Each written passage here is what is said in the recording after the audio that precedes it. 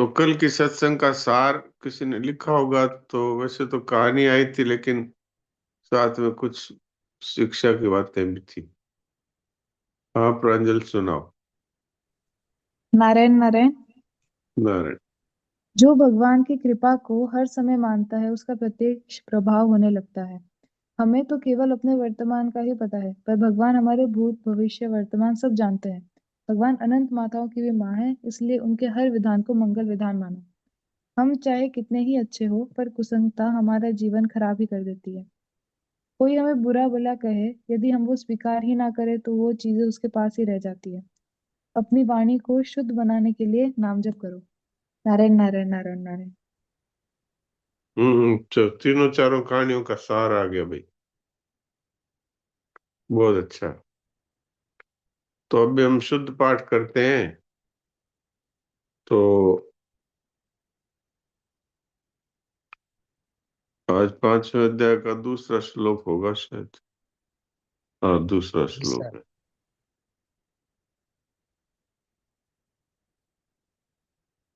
हाँ, कल का फिर ऐसा विचार रखा है कि कल चौथे अध्याय में से मैं 2 श्लोक पढ़ूं, और आप लोग उसमें से एक एक श्लोक में कोई दो दो गलती रहेगी।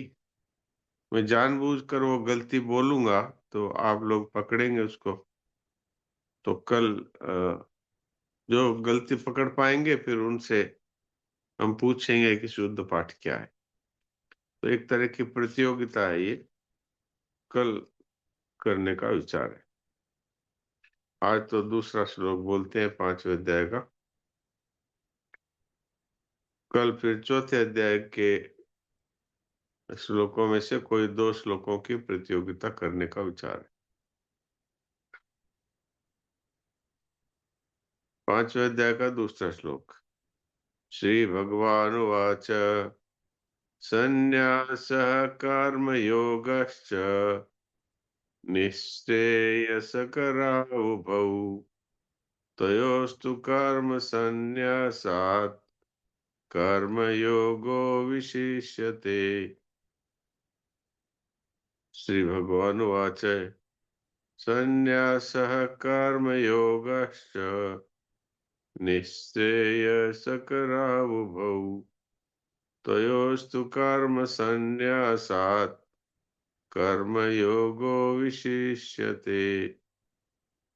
श्री भगवान बोले, संन्यास अर्थात सांख्य योग और कर्मयोग दोनों ही कल्याण करने वाले हैं, परंतु उन दोनों में भी कर्म संन्यास अर्थात सांख्य योग से कर्मयोग श्रेष्ठ है। भगवान कहते हैं यद्यपि सांख्य योग और कर्मयोग दोनों ही से मनुष्य का कल्याण होता है, तथापि कर्मयोग के अनुसार अपने कर्तव्य का पालन करना ही श्रेष्ठ है। कर्मयोग सांख्य योग की अपेक्षा भी श्रेष्ठ तथा सुगम है। आप में से अब जो पाठ करना चाहते हैं, हाँ पिस्ता देवी बोलिए।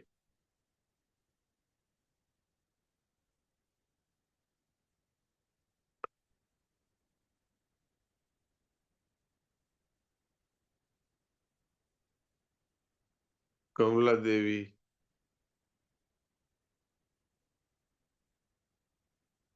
श्री भगवान नारायण नारायण नारायण नारायण महाराज जी। अच्छा, पहले पिस्ता देवी बोलिए, हाँ जी, फिर नारायण कमला नारायण देवी। जी। नारायण नारायण। श्री भगवान उवाच संन्यासः कर्मयोगश्च निःश्रेयस करावुभौ तयोस्तु कर्म संन्यासात् कर्मयोगो विशेष्यते। ठीक है, अच्छा है।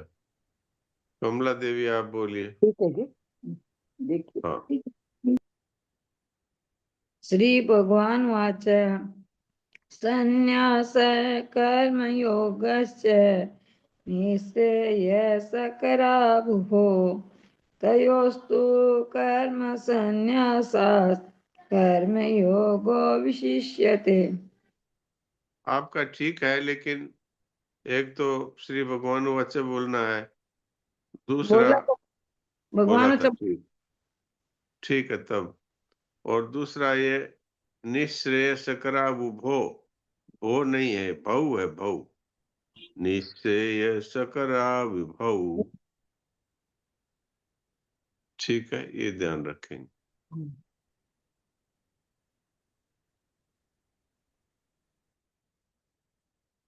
अच्छा, सुनील दास जी बोलिए।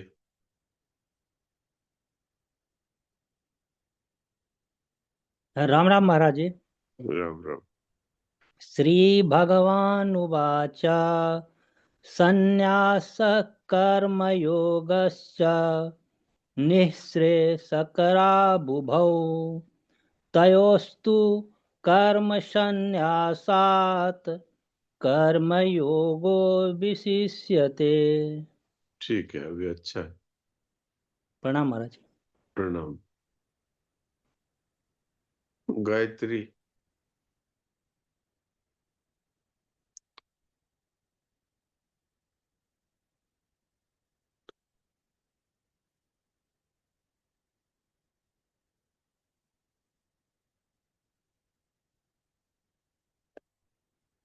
गायत्री, आप अपना माइक खोल के कर सकते हैं पाठ।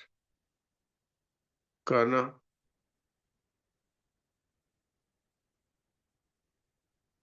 बोलो। सन्न्यासः कर्मयोगश्च निःश्रेयस्करावुभौ तयोस्तु कर्मसन्न्यासात् कर्मयोगो विशिष्यते। अभी तुम तयोस्तु कर्म संन्यासात् है पूरा बोले, तो इसको छोटा बोलना है। तयोस्तु कर्म संन्यासात् तयोस्तु कर्मयोगो विशिष्यते। कर्मसन्न्यासात् हाँ, कर्मयोगो विशिष्यते। हाँ, अब ठीक है। तय पूरा नहीं याद है ना, इसलिए। नारायण नारायण। नारायण नारायण। अजयश भाई, आप बोलिए। राम राम। राम राम। संन्यासः कर्मयोगश्च श्री भगवान निःश्रेयस वाचा। श्रीभगवानुवाच संन्यासः कर्मयोगश्च निःश्रेयसकरावुभौ तयोस्तु कर्मसन्न्यासात् कर्मयोगो विशिष्यते। हाँ, ये अच्छा है। सविता अरोड़ा। प्रणाम डॉक्टर साहब। प्रणाम। श्री भगवान उवाच सन्न्यासः कर्मयोगश्च निःश्रेयस्करावुभौ तयोस्तु कर्मसन्न्यासात् कर्मयोगो विशिष्यते। लगभग सारा ठीक है, पर निश्रेयस्करा भुवौ सह पूरा नहीं बोले, निश्रेयस्करा भुवौ बोल दिया। निश्रेय निःश्रेयस सकरा क्या पूरा बोलना है।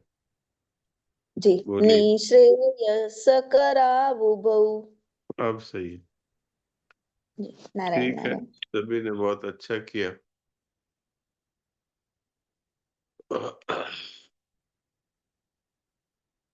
तो आज शनिवार है, इसलिए आज बारी है देवकी नंदन जी, वो साधक संजीवनी सुनाएंगे। हाँ, देवकी जी सुनाइए। नारायण नारायण नारायण। नारायण नारायण। दूसरा अध्याय, हाँ जी। श्लोक संख्या 51, अच्छा, प्रश्न संख्या 136। 136 जिनके हाँ, पास साधक संजीवनी है वो 136 नंबर पेज निकाल लीजिए, और श्लोक संख्या है दूसरे अध्याय का 51वां श्लोक। हाँ जी, सुनाइए। कर्मजं बुद्धि युक्ता ही फलम त्यक्त्वा मनीषिणः जन्म बंध विनिर्मुक्ता पदम गच्छन्यनामयम्।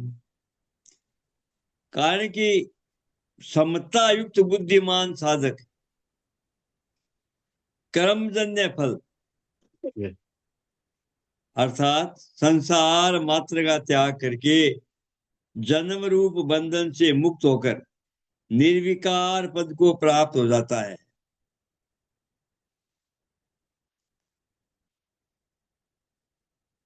इसमें 137 पृष्ठ पे पहला पैराग्राफ चल रहा है। पदम गच्छन यनामयम।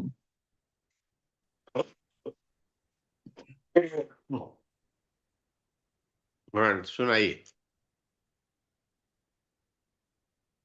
137 पेज पर पहला पैराग्राफ। पदम गच्छन यनामयम। आमेय नाम रोग का है। आमेय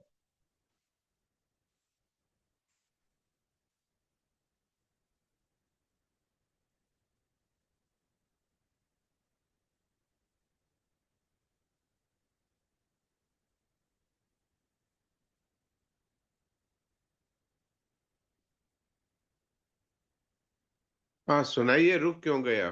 रोग एक विकार है जिसमें एक किंचित एक पैरा पूरा पढ़ दीजिए, फिर हम बोलेंगे। जिसमें किंचित मात्र भी किसी प्रकार का विकार न हो उसको अनामय अर्थात निर्विकार कहते हैं। समता युक्त मनीषी लोग ऐसे निर्विकार पद को प्राप्त हो जाते हैं। इसी निर्विकार पद को 15वें अध्याय के 5वें श्लोक में अव्यय पद कहा है और 18वें अध्याय के 56वें श्लोक में शाश्वत अव्यय पद नाम से कहा गया है। देखिए, ये जो है, अभी हम 51वां श्लोक पढ़ रहे हैं, तो पहले इसकी भूमिका बता देते हैं। भगवान यहाँ पर कर्मयोग की विशेषता बता रहे हैं। कर्मयोग अर्थात सेवा। वैसे तो कर्म करने से मनुष्य बंधता है, लेकिन बंधता कब है? कि जब उसके फल की इच्छा रखता है। जैसे हम व्यापार करते हैं तो फल की इच्छा ये रखते हैं कि खूब पैसा मिलेगा, खूब नफा होगा। अगर नफा नहीं होता है तो हम दुखी होते हैं, यही बंधना है। और अगर हम नफा के लिए कामना रखते हैं तो हम कुछ ऐसे काम भी कर सकते हैं जो नहीं करने चाहिए, क्योंकि नफे की तरफ हमारी दृष्टि है। तो कम तोल सकते हैं, झूठ बोल सकते हैं, ऐसे उल्टे काम भी कर सकते हैं। तो इसलिए हम जन्म मरण में जा सकते हैं, नरकों में जा सकते हैं। तो कर्म है, ये बंधन का कारण बताया गया है। लेकिन इसी कर्म से मनुष्य निर्विकार पद को प्राप्त हो सकता है। निर्विकार पद क्या है? निर्विकार पद है जहां से जन्म मरण में नहीं जाना पड़ता। तो वास्तव में परमात्मा का धाम अथवा अपना स्वरूप अथवा परमात्मा, ये निर्विकार पद है। भगवान का परम धाम कह दे, वैकुंठ कह दे, ये अनामय पद है, अर्थात ये निर्विकार पद है। तो जिस कर्म के द्वारा हम बंधन में पड़ सकते हैं, उसी कर्म के द्वारा हम परमात्मा तत्व को प्राप्त कर सकते हैं, परम धाम को प्राप्त कर सकते हैं, आत्म साक्षात्कार को प्राप्त कर सकते हैं। पर कब? कि जब हम बिना किसी फल की इच्छा के केवल दूसरों के हित के लिए कर्म करें। जैसे कोई खेती में अगर बीज बोएगा तो फल तो हो गई,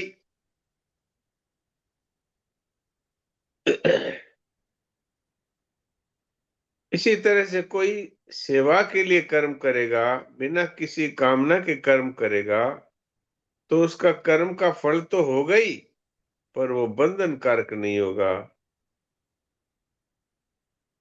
और अगर हम इच्छा रख करके करेंगे, तो अगर पाप भी नहीं करेंगे तो भी हमें फल की इच्छा है, इसलिए पराधीनता होगी, दुख होगा।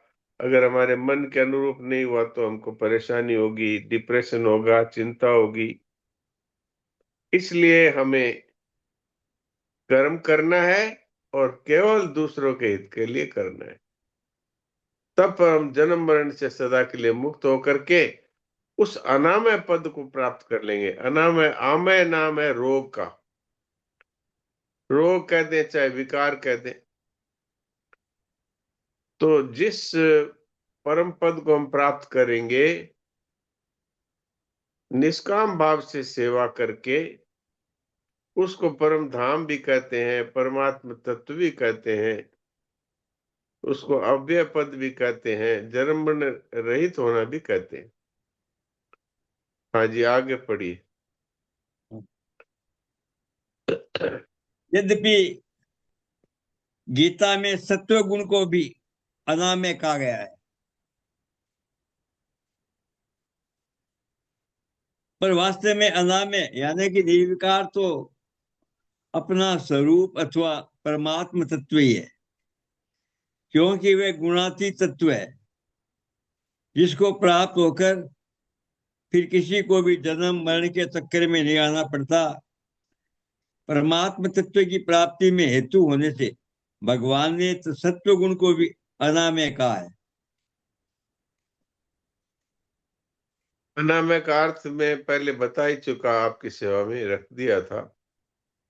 आमय का नाम है, रोग का नाम आमय है। तो जो रोग अर्थात विकार से रहित है वो अनामय है। तो जो परम पद है, परमात्मा का धाम है, जो आत्म साक्षात्कार है, ये सब अनामय पद कहा गया है। इसके बाद मनुष्य को जन्म मरण के चक्कर में नहीं पड़ना पड़ता।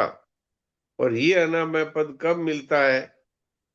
जब हम किसी प्रकार का फल न चाहे अपने कर्म का।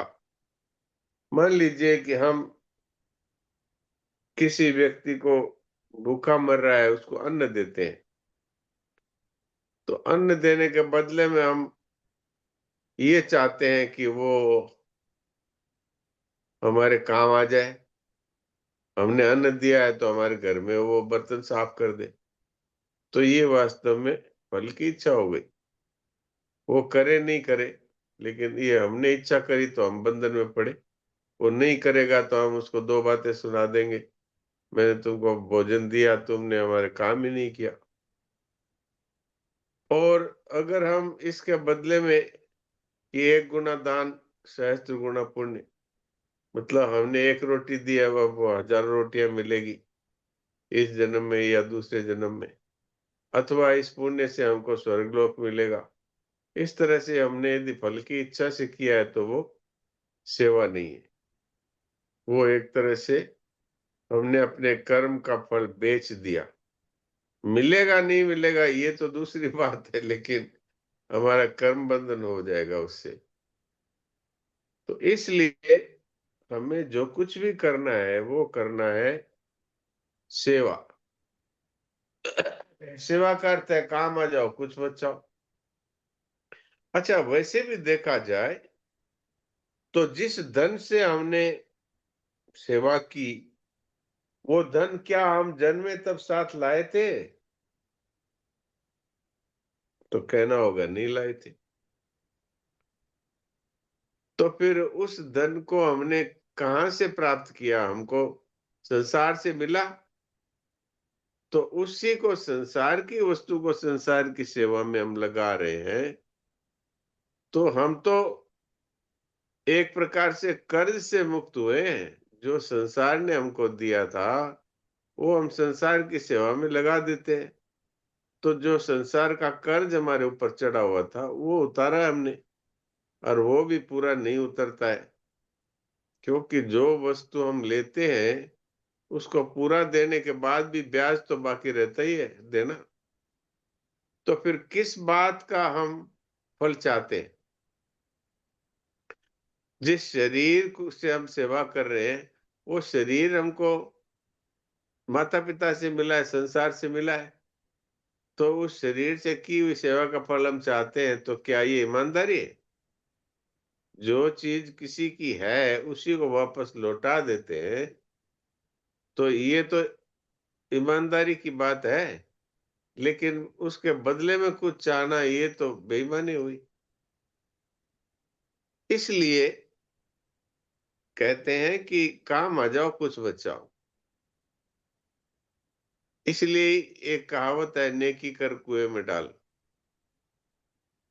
इस हाथ से दे तो उस हाथ को पता न लगे, अर्थात हम मान बढ़ाई भी न चाहें, उसका कोई फल भी न चाहें। तो फिर भगवान भी ये सोचते हैं कि इसने सेवा की और बदले में कुछ इसने चाहा ही नहीं, तो इसको क्या देना है? इसको हमारा परम पद दे दो, अनामय पद दे दो। ये परमात्म तत्व की प्राप्ति का अधिकारी हो गया। इतना महान फल है सेवा का। लेकिन हम लोग इस बात को नहीं समझते, इसलिए फल को, उस सेवा को छोटे छोटे फल की इच्छा में वो गंवा देते हैं। वो फल मिलेगा कि नहीं ये भी हमारे हाथ में नहीं है। भगवान ने साफ साफ कहा है, ये मनुष्य तेरा कर्म करने में ही अधिकार है, बस फल में नहीं है। क्यों नहीं है? कि फल का विभाग तो मेरे पास है। मैं तुम्हारे कर्मों के अनुसार से पहले के किसी कर्म के हिसाब से मैं दूंगा। इसी कर्म का फल अभी दूंगा या नहीं दूंगा, ये तो मेरे हाथ में है। और ज्यादातर ये देखा गया है कि जो आप अभी कार्य कर रहे हैं उसका फल अभी नहीं मिलता।